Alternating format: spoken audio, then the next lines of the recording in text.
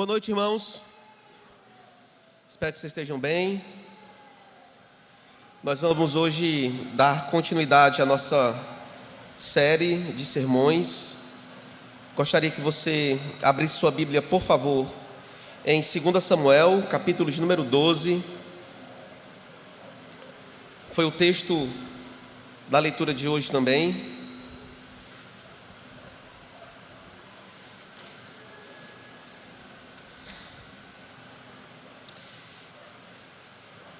Se lhe ajuda, 2 Samuel é logo depois de 1 Samuel. Espero que eu tenha ajudado. Você encontrou, diz amém. Se você não encontrou, diz não amém. O texto diz assim, versículo 1: O Senhor enviou Natã a Davi. Natã foi falar com Davi e lhe disse: havia numa cidade 2 homens, um rico e outro pobre. O rico tinha ovelhas e gado em grande número, mas o pobre não tinha coisa nenhuma, a não ser uma cordeirinha que havia comprado. Ele a criou, e ela cresceu em sua casa, junto com seus filhos. Comia da sua comida e bebia do seu copo. Dormia nos seus braços, e ele a tinha como filha.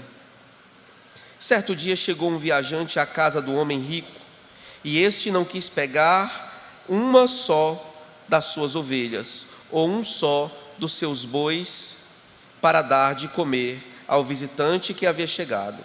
Em vez disso, pegou a cordeirinha do homem pobre e a preparou para o homem que havia chegado. Então o furor de Davi se acendeu contra aquele homem, e ele disse a Natã: tão certo como vive o Senhor, o homem que fez tal coisa, o homem que fez isso deve ser morto, e pela cordeirinha restituirá 4 vezes mais, porque fez uma coisa dessas e porque não se compadeceu. Então Natã disse a Davi: esse homem é você. Não sei se vocês já leram uma peça de Shakespeare chamada Macbeth. Macbeth é uma peça feita ali por volta de 1606, 1607. Essa peça trata de um homem chamado Macbeth, ou Lord Macbeth, ou Nobre Macbeth, e sua esposa, Lady Macbeth. O Lord Macbeth recebe a profecia de algumas bruxas. Essas bruxas declaram que ele seria rei. Ora, ele apenas como um nobre, ele apenas como um thane, ele apenas como um duque, como ele poderia ser então o rei da Escócia? As bruxas então, que simbolizam o caos, dão uma notícia para Macbeth: ele será rei. Nesse ponto então, Shakespeare começa a descrever a cobiça crescendo no coração de Macbeth. A cobiça é tanta e tamanha que ela não é fomentada apenas no coração de Macbeth, de Lord Macbeth, mas também no coração de Lady Macbeth.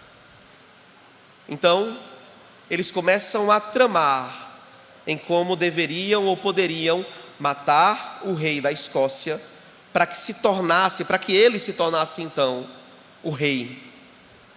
A história inteira trata não só desse assassínio que acontece, mas também dos resultados psicológicos até, teológicos até, dentro de Macbeth. A culpa corrói esse homem. Ele então fica transtornado, paranoico. Ele chega ao ponto de que pela cobiça mata até os próprios amigos. E a paranoia é tanta que ele começa a ver as vítimas das suas próprias mãos à sua frente. E a sua culpa, então, a todo tempo se apresentando diante dele, o torna cada vez mais paranoico, faz com que ele cada vez mais se afunde e fuja, muitas vezes, da própria realidade. A culpa é um turbilhão na alma de Macbeth. A culpa é uma tempestade na alma de Macbeth.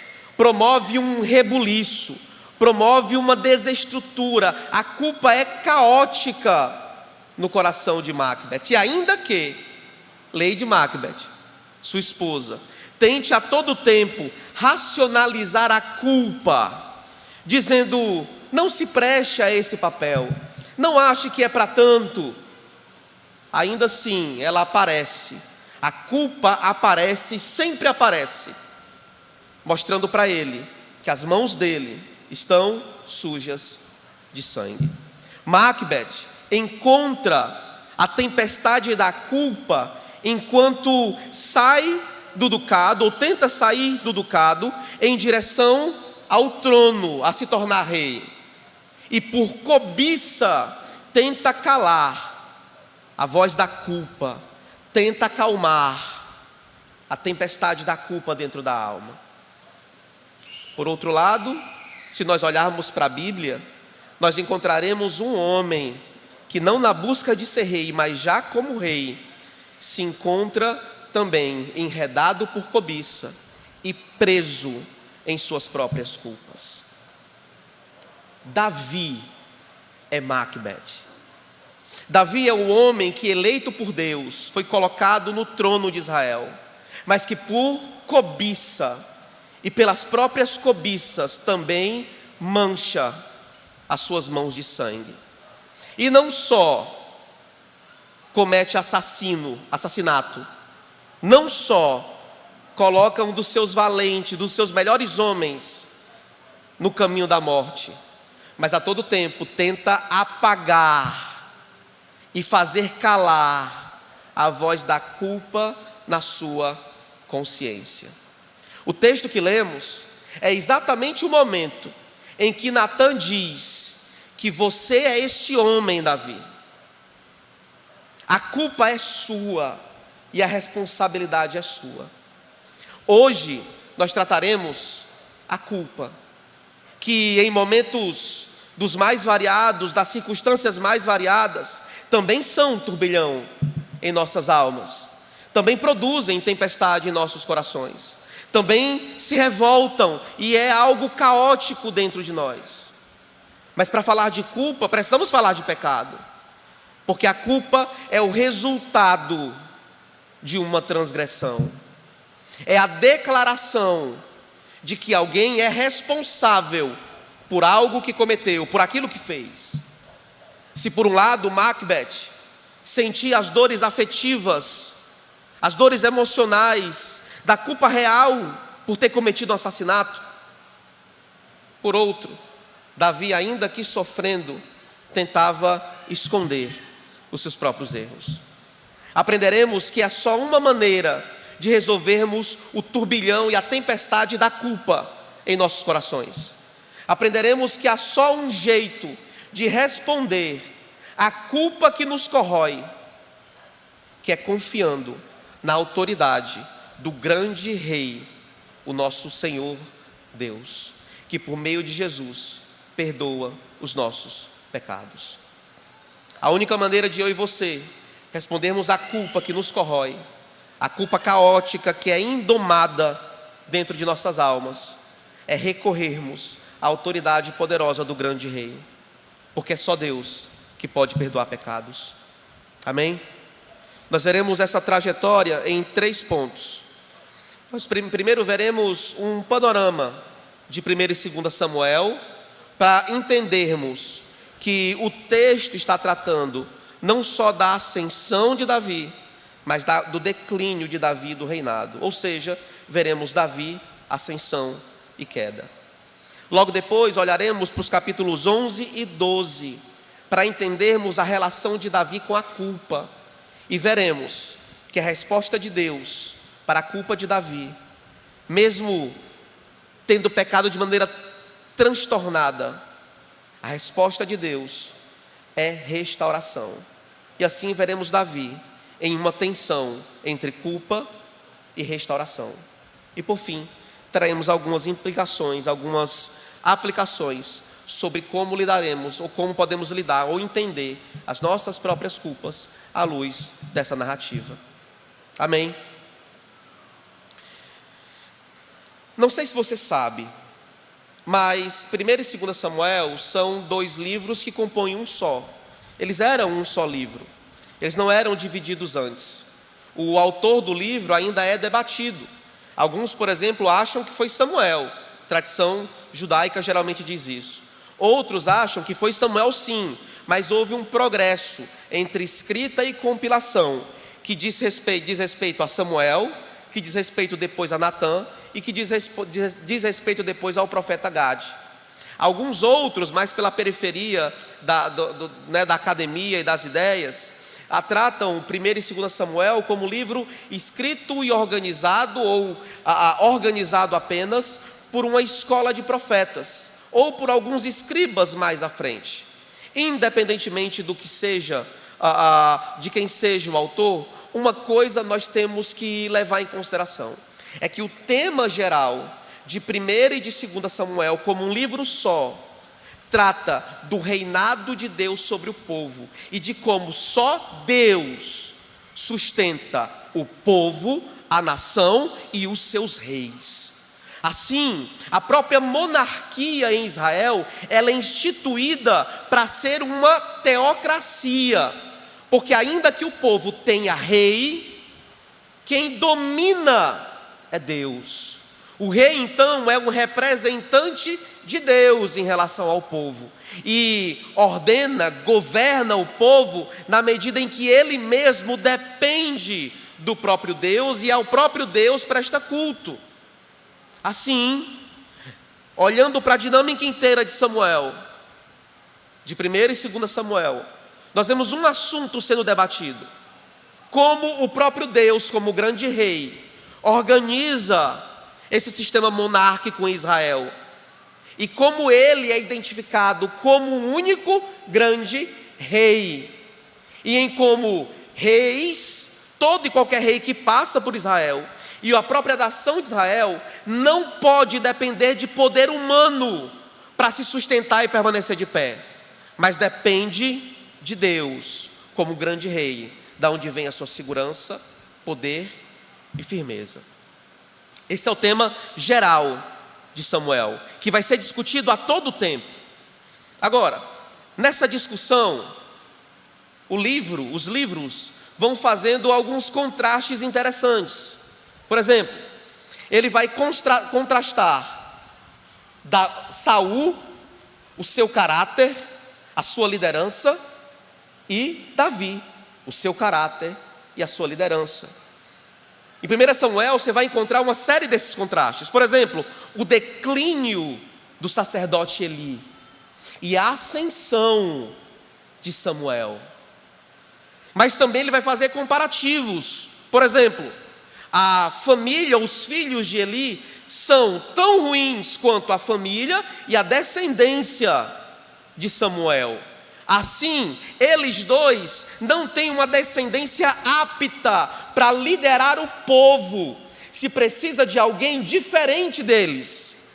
Então Davi e a sua descendência são colocados em paralelo e em contraste, para que se mostre então a diferença deles, e Deus estabeleça que é Davi e a sua descendência, aonde a coroa e o trono sempre estará.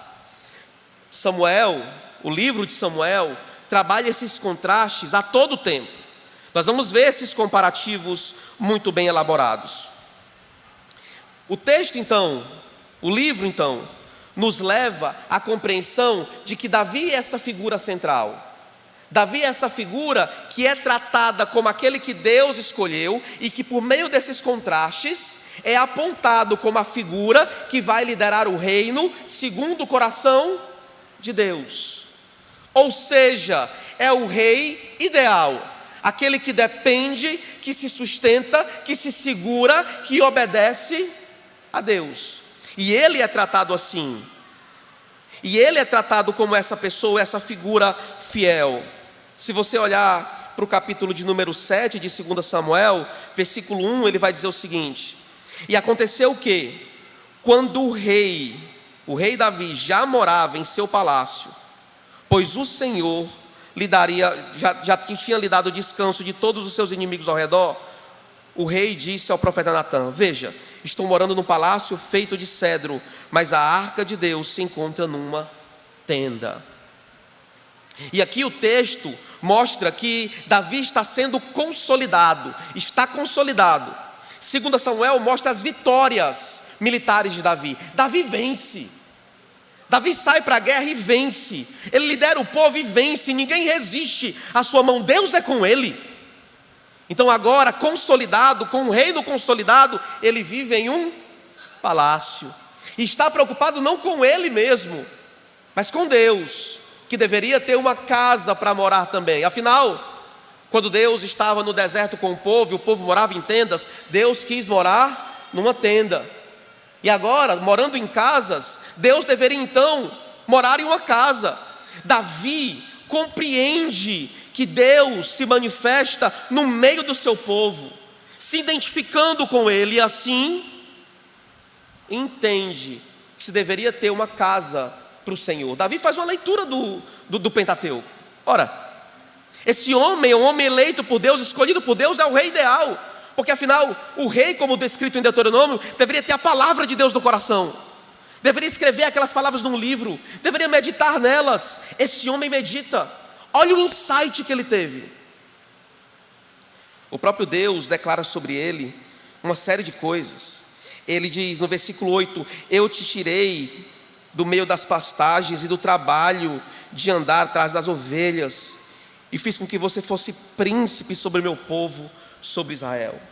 O próprio Deus fez isso. Deus estabeleceu Davi como rei. Temos uma história então de superação, de sucesso, mas não é tão fácil assim, não é tão simples assim. Abra sua Bíblia em Deuteronômio capítulo 17, versículo de número 14. Em Deuteronômio está escrito uma série de características que os reis deveriam ter. No versículo 14 diz o seguinte: quando vocês entrarem na terra que o Senhor, seu Deus, está dando a vocês para que tomem posse, e estiverem morando nela, e disserem: poremos sobre nós um rei, tal como todas as nações que estão ao nosso redor, vocês certamente porão como rei sobre vocês aquele que o Senhor, seu Deus, escolher. Daí o grande erro de ter colocado Saul no lugar. E mais uma vez, o contraste: Saul é o rei escolhido pelo povo, Davi é o rei escolhido pelo próprio Deus. Versículo de número 15: vocês certamente porão como rei sobre vocês aquele que o Senhor, seu Deus, escolher. Homem estranho ou estrangeiro, que não seja do meio dos seus compatriotas, vocês não devem pôr como rei sobre vocês. E sim, um do meio dos vossos compatriotas. Versículo 16: porém, esse rei não deve multiplicar para si cavalos, nem fazer o povo voltar ao Egito para multiplicar cavalos, pois o Senhor já lhes disse: nunca mais vocês devem voltar por este caminho. Nunca mais vocês devem, versículo 17, esse rei também não deve tomar para si muitas mulheres, para que o seu coração não se desvie, nem deve acumular muita prata e muito ouro. Essas são as declarações de Deuteronômio sobre a figura do rei. Davi parece que obedece quase todas elas. Ele não junta muita prata, não junta muito ouro, ele não volta para o Egito, ele não multiplica os seus cavalos, pelo menos não há declaração direta sobre isso.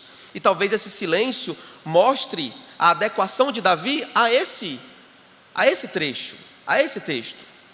Contudo, se você for para 2 Samuel, capítulo 3, versículo 1, você vai ler o seguinte: durou muito tempo a guerra entre a casa de Saul e a casa de Davi. Davi se fortalecia cada vez mais, enquanto a casa de Saul se enfraquecia. Em Hebrom nasceram filhos de Davi: O primeiro, o primogênito, Aminon, de Ainoã, lá em casa eu li esse texto e foi certinho. A Jezreelita. O segundo foi Quileabe, de Abigail, viúva de Nabal, a carmelita. O terceiro foi Absalão, filho de Maaca, filha de Talmai, rei de Gesur. O quarto, Adonias, de Agite. O quinto, Cefatias, de Abital. E assim se segue uma série de esposas. Não bastasse isso, no capítulo 5, versículo de número 13, diz o seguinte: Davi tomou mais concubinas e mulheres de Jerusalém, depois que tinha vindo de Hebrom, e nasceram-lhe mais filhos e filhas. São estes os nomes dos filhos de Davi que nasceram em Jerusalém. E ele segue com os nomes. Se você olhar para o texto de Deuteronômio, você vai ver que basicamente Davi obedece quase todas as coisas, menos o multiplicar mulheres para si mesmo. Ora, por que então é tão importante esses dois trechos que nós lemos em 2 Samuel? Porque parece que o texto, mediante todas as vitórias de Davi, mediante toda a glória que Davi consegue, parece que o texto está informando para mim e para você o seguinte: ei, tem algo errado. Ei, as coisas não são tão perfeitas assim. Ei, tem algo que está fora do lugar. Você não percebe isso? Ei, cuidado. Se você continuar com isso, as coisas não vão acabar bem. Parece que o texto está nos informando que no meio das vitórias militares, no meio da guerra, existem algumas coisas que ainda precisam de conserto. Existem ainda lapsos, falhas, contradições, problemas, distorções que precisam de atenção. Agora, olhe o contraste entre o capítulo 7, versículo 1, que diz: E aconteceu que, quando o rei Davi já morava em seu palácio, pois o Senhor tinha lhe dado descanso de todos os seus inimigos ao redor, o rei disse ao profeta Natã. Olha agora para o capítulo de número 11, versículo 1. Decorrido um ano, no tempo em que os reis costumavam sair para a guerra, Davi enviou Joabe, seus oficiais e todo o Israel. Eles destruíram os filhos de Amon e sitiaram a cidade de Rabá. Mas Davi ficou em Jerusalém. Uma tarde, Davi se levantou do seu leito e andava passeando no terraço do seu palácio real. Dali viu uma mulher que estava tomando banho. Ela era muito bonita. Nós temos duas cenas importantes aqui em paralelo e em contraste. Primeiro, Davi exaltado diante do Senhor, porque o Senhor o colocou lá no palácio. E agora, Davi diante do seu próprio declínio, permanecendo no palácio pela sua própria vontade. E a mesma dinâmica se estabelece. Ele vinha multiplicando mulheres para si, e agora vê uma que é muito bonita aos seus olhos. Se estabelece então uma dinâmica interessante. No momento do ápice da história de Davi, onde ele está totalmente seguro, descansado, está guardado, protegido no palácio, rico, consolidado, no lugar mais alto em que se poderia estar, este é o lugar da sua queda. E é este o momento onde há o seu declínio. Meus irmãos, o texto nos revela algo importantíssimo. Ninguém está seguro do seu próprio coração e das suas próprias cobiças. Ninguém está seguro o suficiente das suas próprias cobiças. Davi é essa figura que estava descansando, protegido, com sentimentos de segurança, mas agora é capturado por aquilo que os seus olhos podem ver.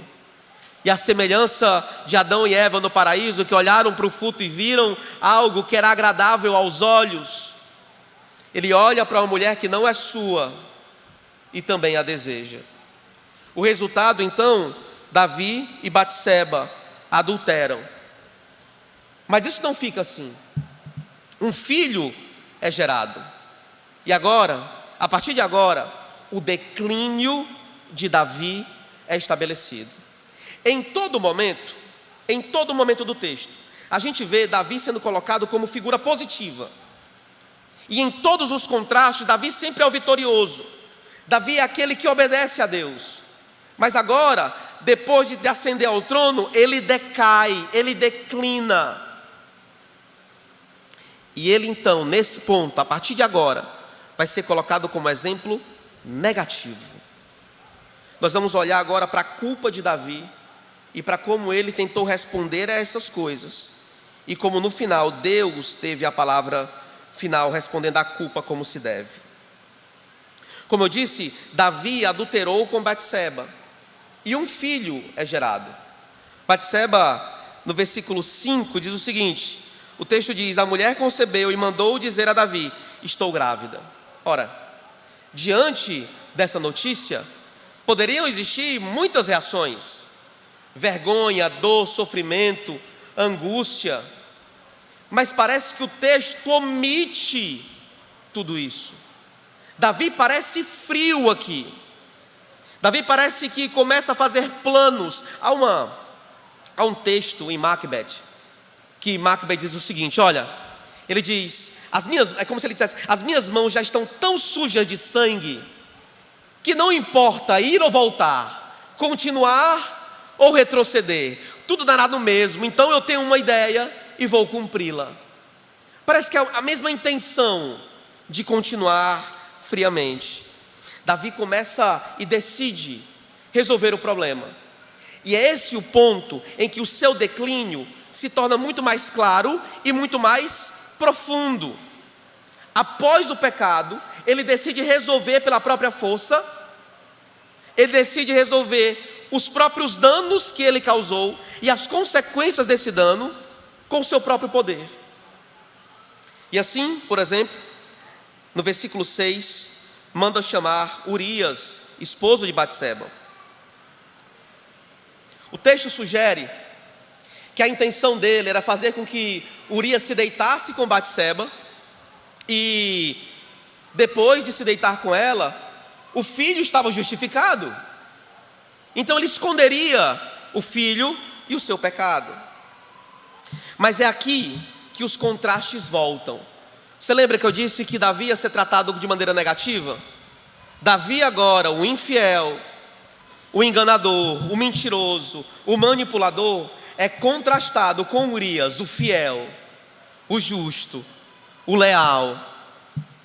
Davi diz, vá dormir em casa com a sua esposa. Ele diz, os meus colegas, os meus companheiros estão em tendas na guerra.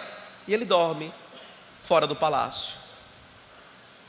Beba, se regozije depois com a sua esposa. Não, eu tenho uma batalha para lutar, eu jamais faria isso. E a todo tempo há um contraste entre Davi e Urias, para mostrar que o piedoso Urias está nas mãos do impiedoso Davi.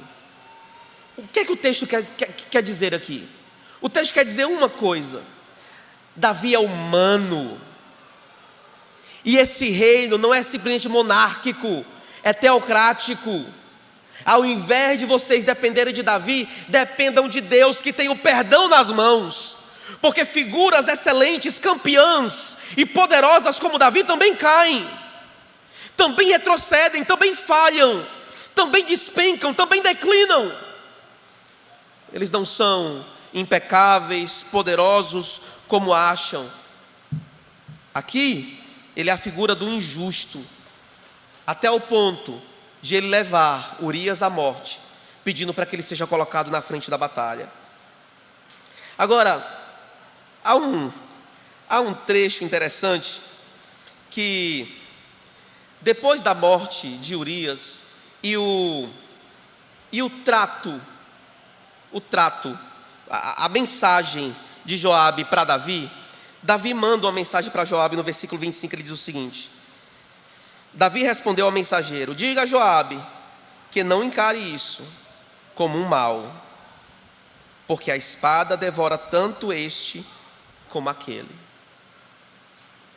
Davi iria se arrepender friamente disso, porque quando nós olharmos a resposta de Deus, veremos que Deus viu isso como mal. Olha para o versículo de número 26. Quando a mulher de Urias soube que o seu marido era morto, ela chorou por ele. Passado o luto, Davi resolveu o problema de maneira piedosa, honrada, honesta e valorosa. Buscou-a e trouxe para o palácio, e ela se tornou sua mulher e lhe deu um filho. Justo, não é? Porém, isto que Davi tinha feito pareceu mal aos olhos do Senhor. Vocês lembram o que Davi disse? Que isso não te pareça mal aos teus olhos, mas isso pareceu mal aos olhos do Senhor. Se Joabe não deveria encarar a morte de Urias como algo ruim, Deus encarou as atitudes e a morte de Urias como algo ruim. Davi tentou redefinir o que seria pecado e a sua própria culpa aqui, mas Deus tem a última palavra diante disso. E nós chegamos diante do texto então, onde Davi é confrontado. Se você olhar para o capítulo de número 12, versículo 1, você vai ver que Natã confronta Davi com uma história, com uma parábola. Para a gente é parábola, mas provavelmente pela ira de Davi, ele entendeu como se fosse um recado, como se fosse uma mensagem, como se de fato tivesse acontecido. Um homem rico, que tem muitas ovelhas, recebe um homem viajante, mas não tira das ovelhas dele. Ele prefere matar a única ovelha que um homem pobre tinha.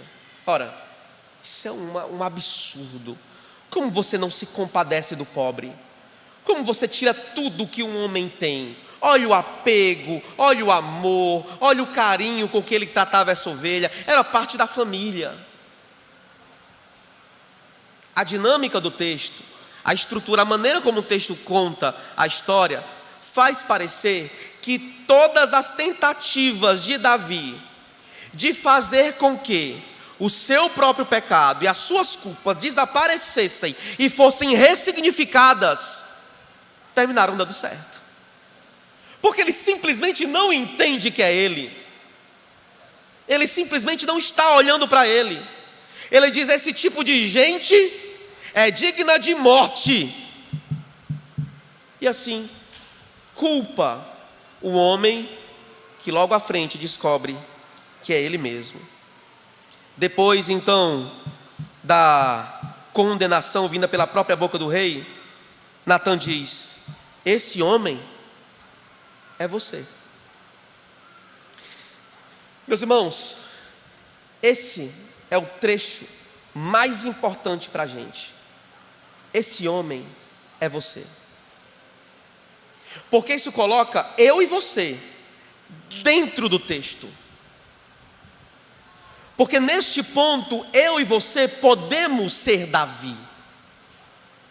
Podemos ser como ele, escondendo as nossas culpas, escondendo a todo tempo os nossos pecados, escondendo de nós, dos outros e tentando esconder do próprio Deus a nossa própria maldade.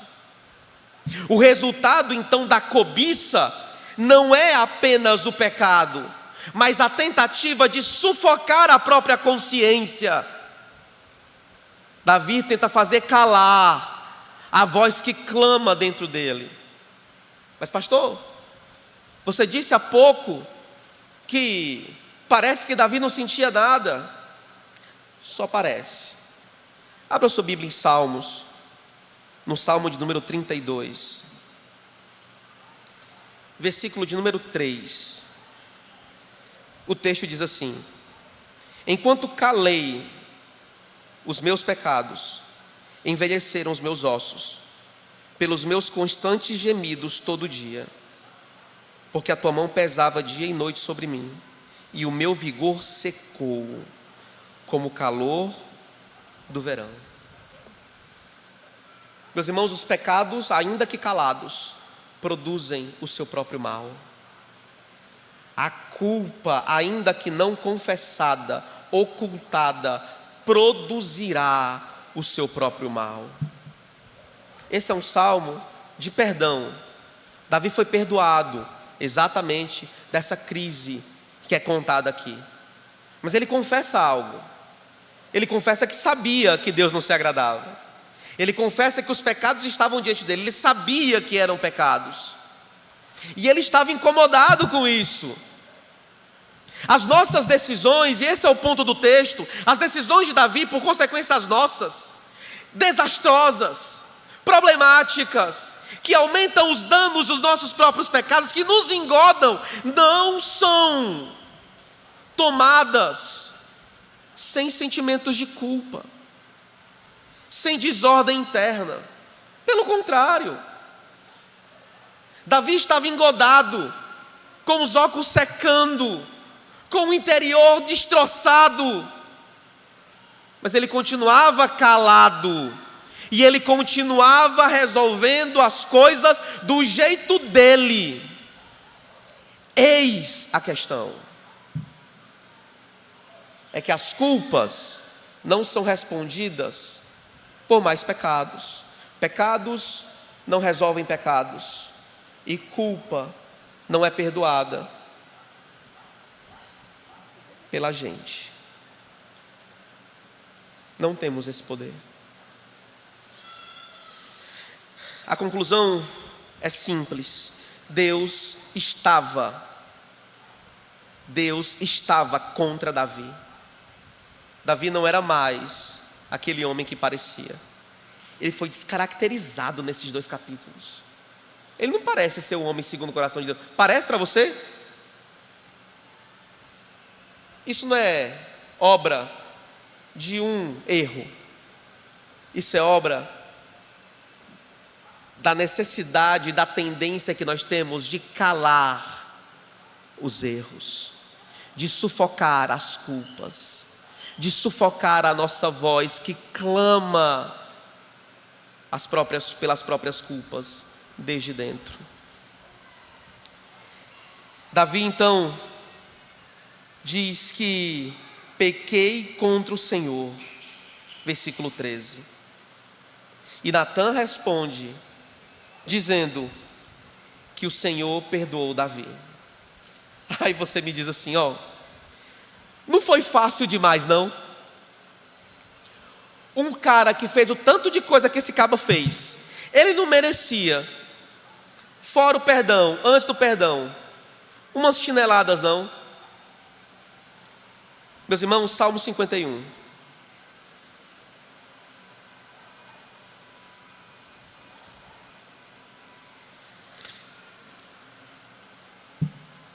Versículo 1. Compadece-te de mim, ó Deus, segundo a tua bondade e segundo a multidão das tuas misericórdias, apaga as minhas transgressões. Lava-me completamente da minha iniquidade e purifica-me do meu pecado. Pois eu conheço as minhas transgressões, e o meu pecado está sempre diante de mim. Pequei contra ti somente, e fiz o que era mal aos teus olhos. Eu fiz algo que o Senhor encara como sendo ruim. Aquilo que Deus disse é aquilo que Davi reconhece. Meus irmãos, esse arrependimento foi doloroso. Parece simples aqui, mas nós temos, graças a Deus, um salmo para mostrar que não foi simples. Davi estava gemendo porque Deus era contra ele, porque quando ele cala os pecados, ele encontra barreira entre ele e Deus. Deus denuncia todos os pecados de Davi. O Senhor diz: eu ungi você sobre Israel, no versículo 7, e eu o livrei das mãos de Saul. Eu lhe dei a casa de seu senhor e as mulheres de seu senhor em seus braços. Também lhe dei a casa de Israel e de Judá. E se isso fosse pouco, eu teria acrescentado mais coisas. Por que você então desprezou a minha palavra, fazendo o que era mal aos meus olhos? Com a espada você matou Urias, o heteu. Você tomou por esposa a mulher dele, depois de matar com a espada dos filhos de Amon. Agora, pois, a espada jamais se afastará da sua casa, porque você me desprezou e tomou a mulher de Urias, o heteu, para ser sua mulher. Assim diz o Senhor: eis que farei com que de sua própria casa venha mal sobre você. Tomarei as suas mulheres à sua própria vista e as darei a outro homem, que se deitará com elas em plena luz do dia. Porque você fez o que você fez em segredo, mas eu farei diante de todo o povo em plena luz. O que é que Deus está dizendo aqui? Você lembra que Davi disse: olha, não te pareça mal isso, a espada devora. Deus diz: a espada devorará a sua casa. Nessa época, tomar as mulheres de um rei era sinal de poder. Então, a ideia não era só luxúria. A ideia é que quanto maior o seu harém, mais poder você tem. Então, por que Davi estava juntando mulheres? Porque ele estava se mostrando poderoso.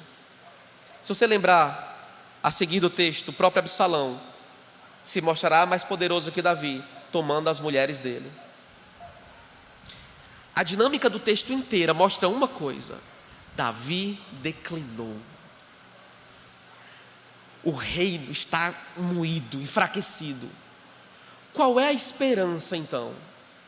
Qual é a esperança desse rei e desse reino que agora está esfacelado diante de pecados assombrosos, de danos em cima de danos?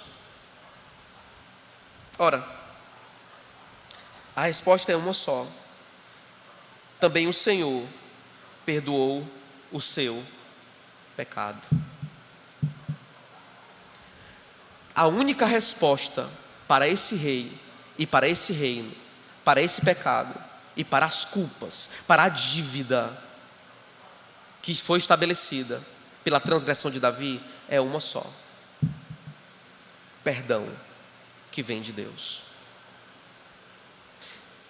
As perguntas que eu quero fazer para você agora começam em: quem aqui é Davi?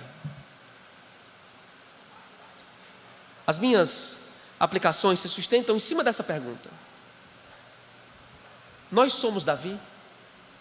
Estamos dentro dessa dinâmica? Escondemos os nossos pecados? Escondemos as nossas culpas? Fazemos calar aquilo que grita dentro de nós? Porque uma coisa é clara no texto: a voz da culpa não se cala. E assim como em Macbeth, vai nos transtornando dia após dia, erro após erro, escolha após escolha. Se podemos aplicar o texto de uma maneira fundamental,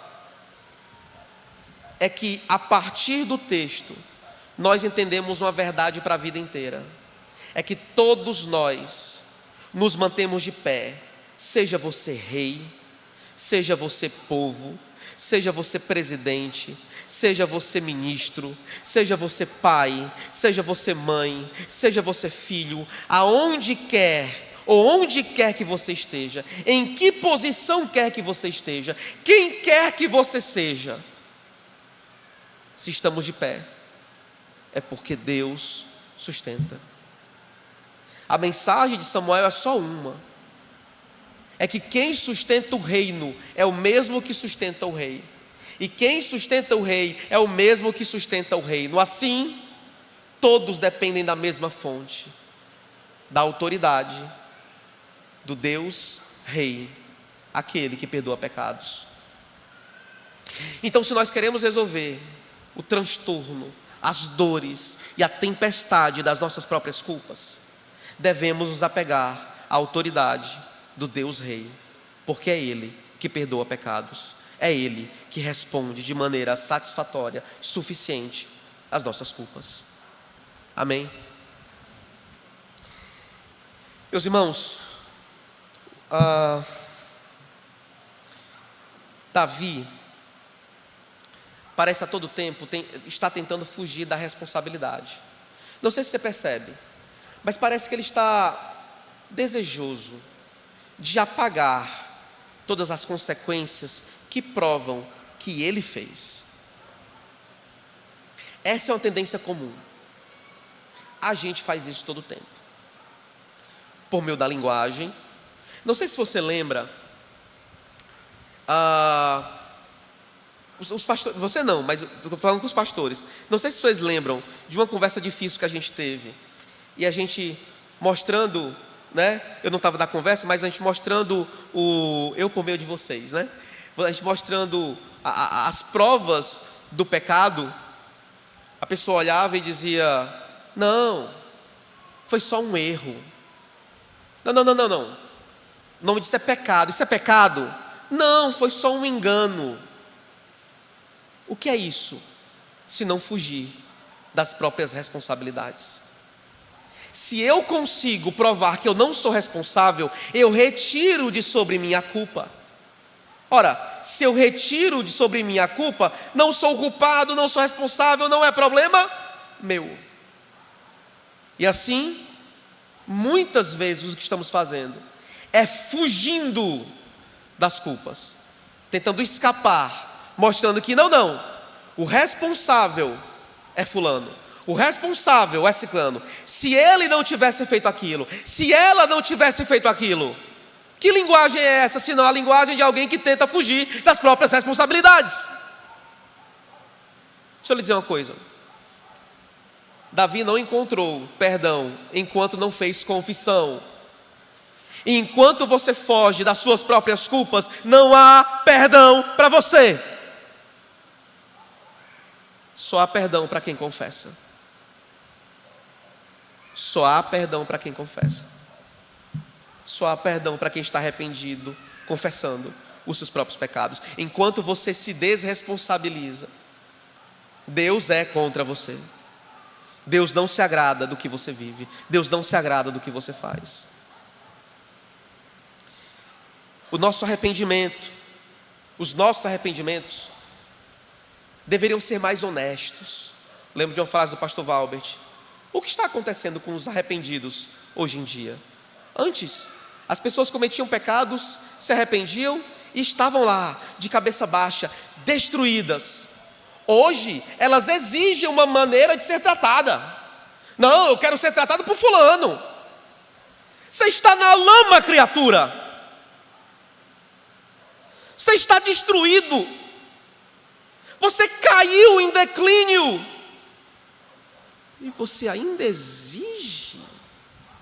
Mas quanta contradição, quanta bobagem, e quanta tolice.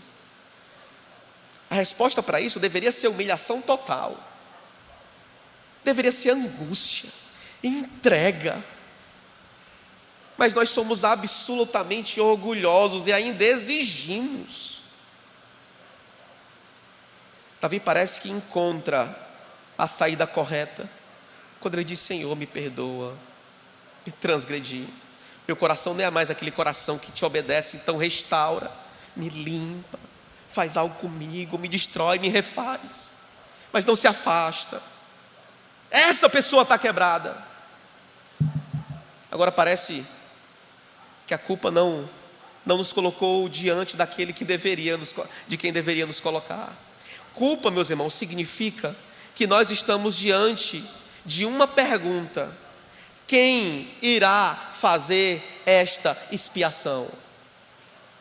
Culpa se resume a isso. Culpa nos coloca diante de Deus. Mas se nós nos afastamos de Deus e orgulhosamente exigimos que Ele faça do nosso jeito, nós continuamos distantes dEle. Não se resolve a culpa com mais orgulho, se resolve com quebrantamento, meus irmãos,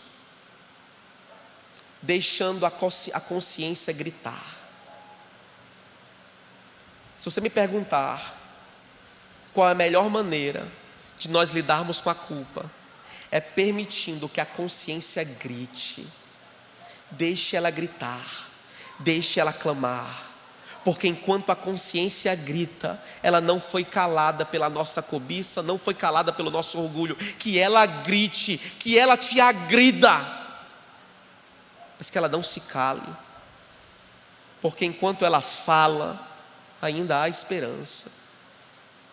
Enquanto ela grita, enquanto ela geme, enquanto ainda há caos, é porque ainda há esperança. É porque você ainda percebe que a sua voz não é suficiente para acalmar o mar tempestuoso das suas próprias culpas na sua alma. As suas culpas não são respondidas por você. As minhas não são respondidas por mim. A minha esperança é que a sua consciência grite. E se você me permite, pastor Val, você me permite profetizar? Eu profetizo na sua vida, meus irmãos, que a sua consciência ainda esta semana vai gritar e gemer, vai te colocar abaixo, vai lhe incomodar ao ponto de lhe esmagar. É profético, receba, diga amém.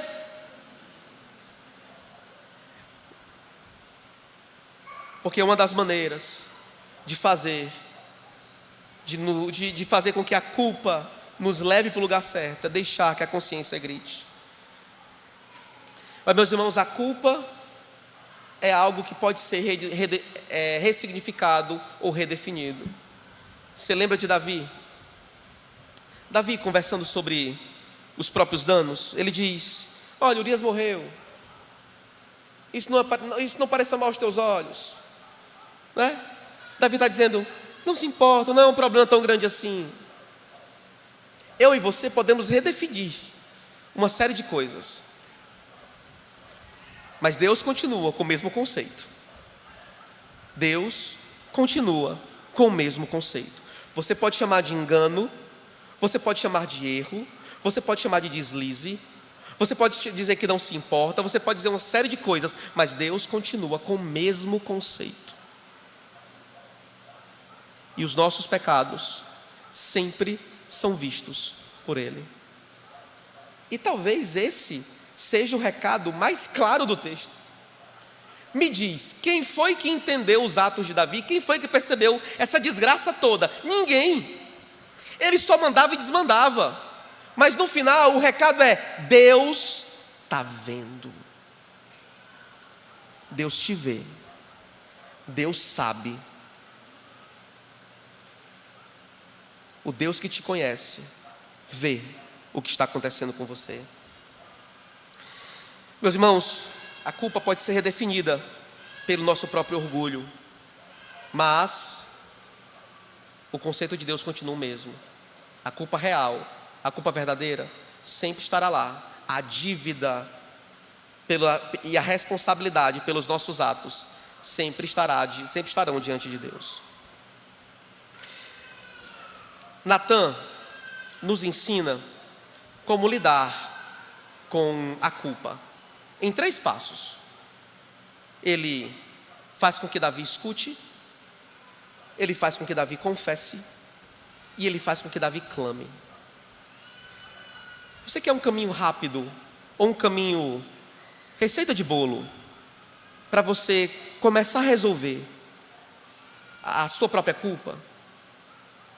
Escute a repreensão, confesse os seus pecados e clame, meu amigo. Clame profundamente. Clame de um jeito que você nunca clamou antes. Clame de todo o coração, porque Deus vê, Deus sabe, e nada disso tem agradado a Ele.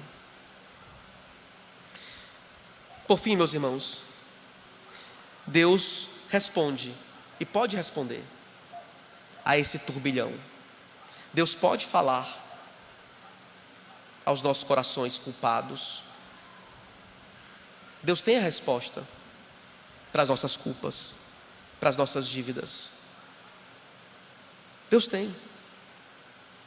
E se a semelhança de Cristo que falou: aquieta-te, mar,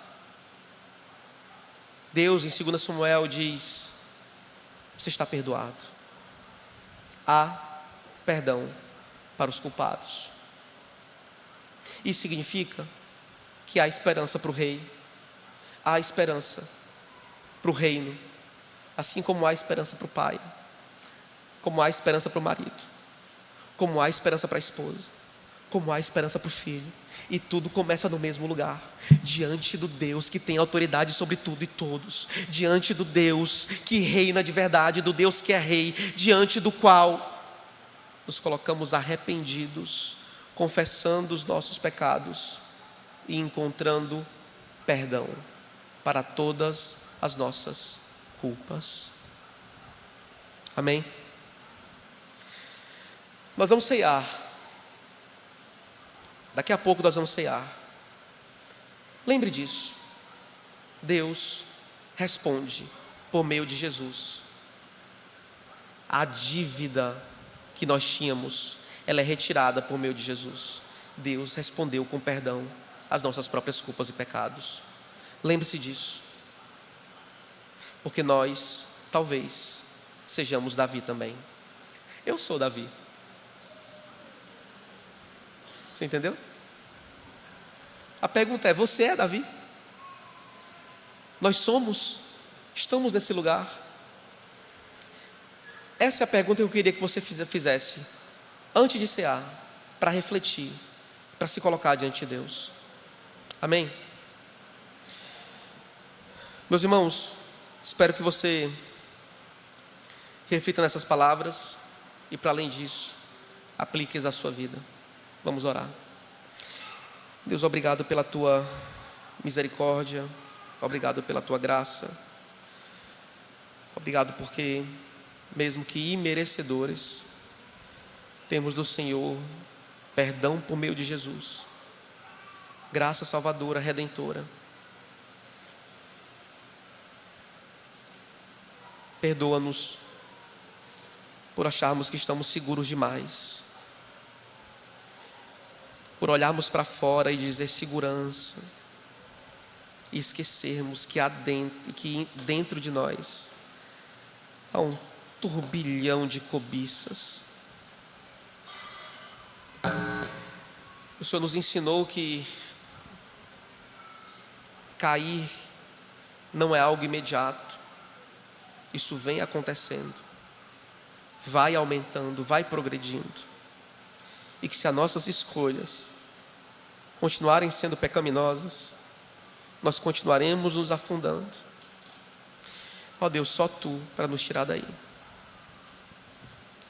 Que o Senhor nos ajude a nos arrepender, a ouvir, a confessar e a clamar, para a glória do Teu nome e para a salvação da nossa alma.